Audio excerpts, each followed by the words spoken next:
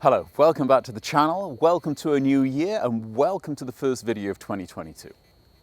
Today I'm talking about how technique can generate power and speed in your golf swing without going down the gym.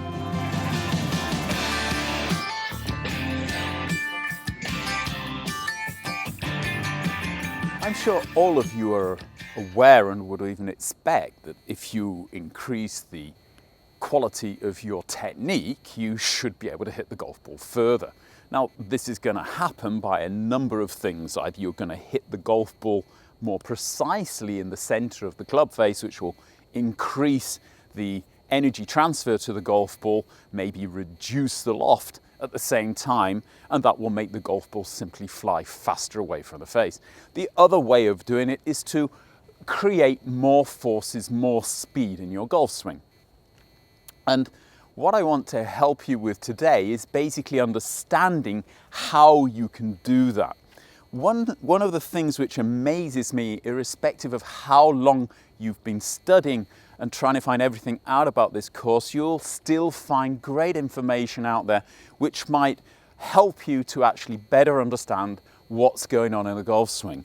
And I found a channel during the winter period from a guy called Dr Kwon in the States, who's an expert in biomechanics, which really explains the ground forces better than anyone I've seen before. And rather than me trying to do that, I'll leave a link below.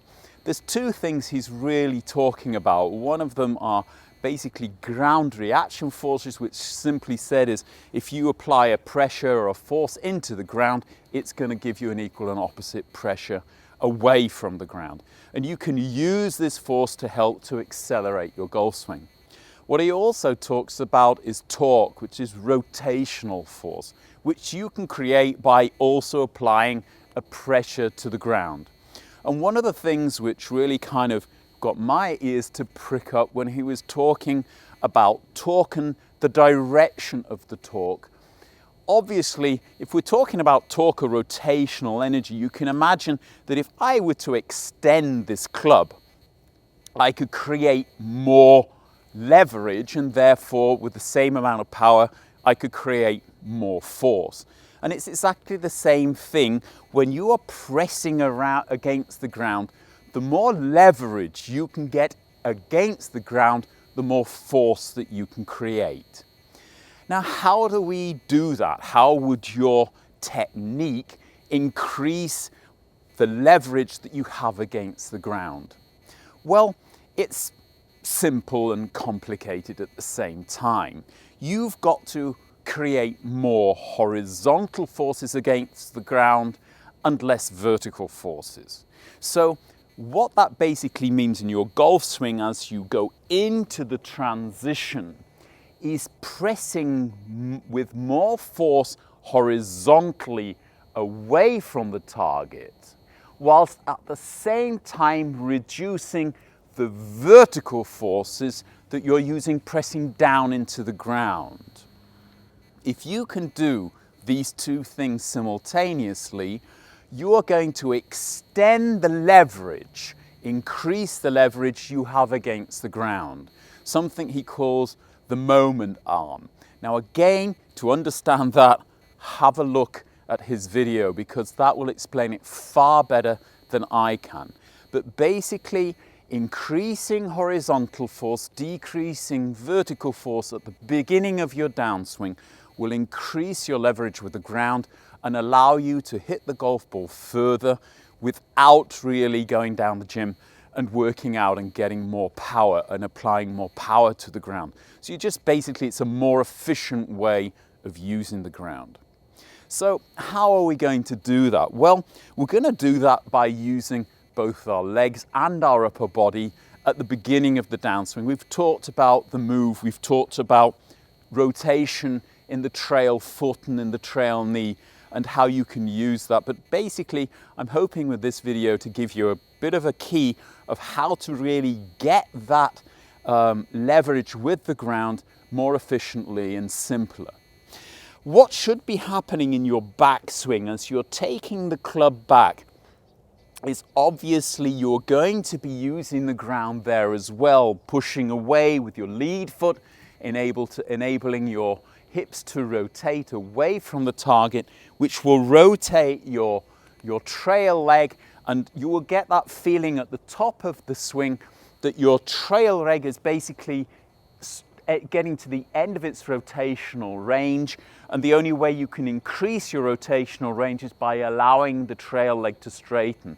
And I would say you should be allowing that to happen. I don't really want you to get it totally straight and start tilting, but you should have the feeling that your trail leg can straighten and your trail hip can actually go up. You can help this by getting a slight kind of recentering going on at the top of your swing. This is a feeling of almost as the trail leg straightens, allowing the lead leg to give a little bit and the lead shoulder to drop. Now this is actually going to immediately stop the forces that you have in your rotation, moving your pressure and your weight more to the outside of your foot, and it will move it more to the inside of your trail foot. And by doing that, you are now applying more forces to the ground on a horizontal plane away from the target. This is actually going to extend this moment arm, and it's going to tilt basically the forces working from the ground out of the ground, helping you to create torque in your swing. At the same time, you want to have this feeling of going down a little bit. I think we've talked about this kind of slight sitting motion, squatting motion, and as you do that, you are actually reducing the amount of forces that you're applying vertically. You're tilting the pressure or the ground force coming back at you, and you're extending this lever even further. This will, however, have a side effect. It is going to make it more difficult for you to actually get the hips back and out of the way. And it really does mean you've then got to apply a lot of force from your lead side and leg to get that lead hip back and out of the way.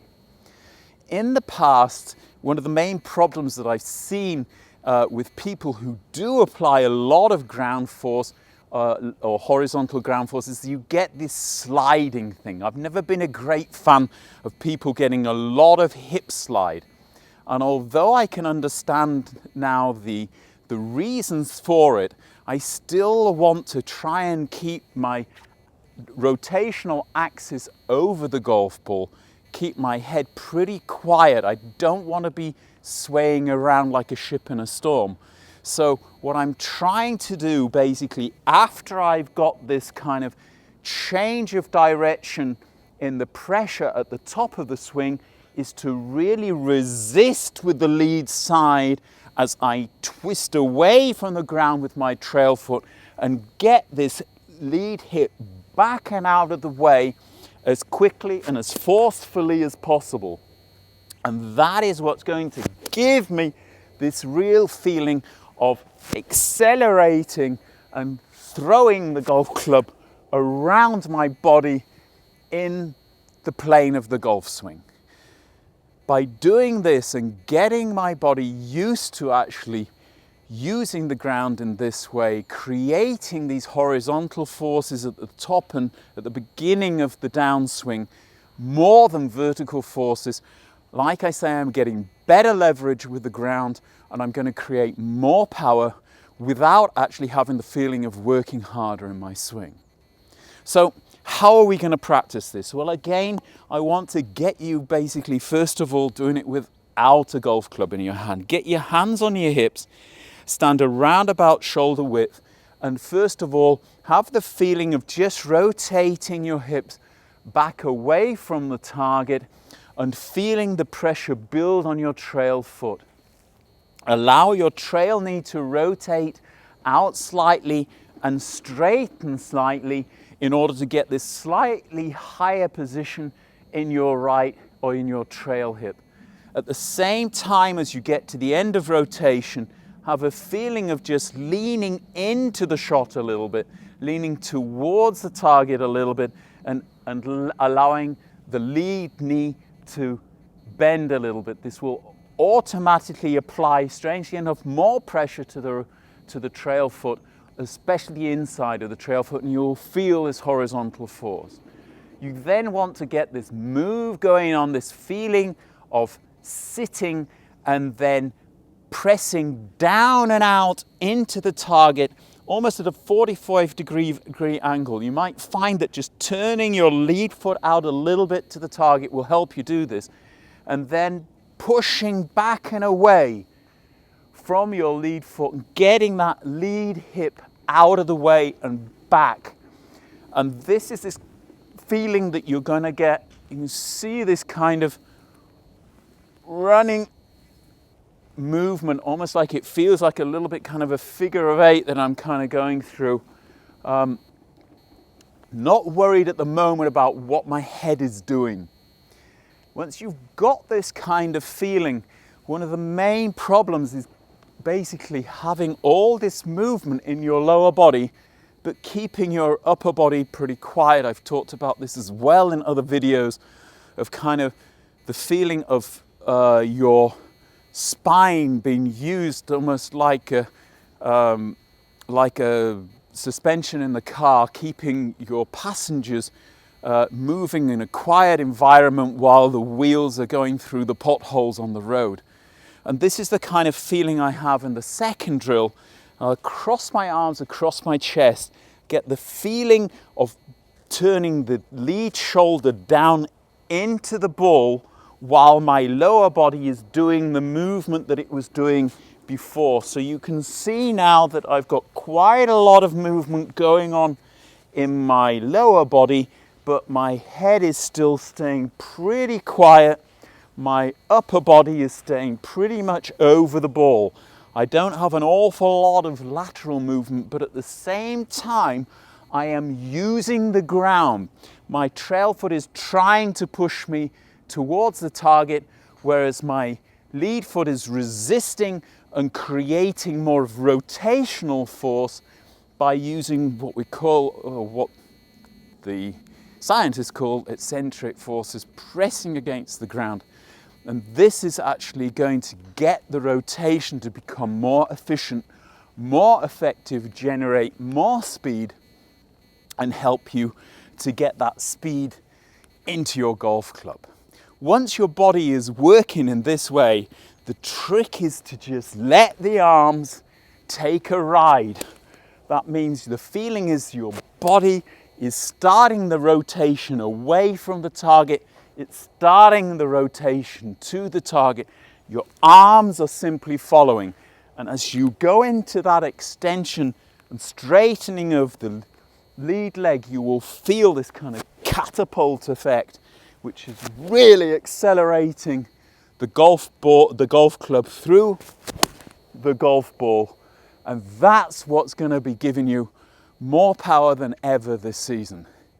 If you can use the ground correctly, if you can get your lower body using the ground correctly, extending this leverage that you have with the ground, you can create far more club head speed, far more power in your shots without having to go to the gym and work out for hours on end.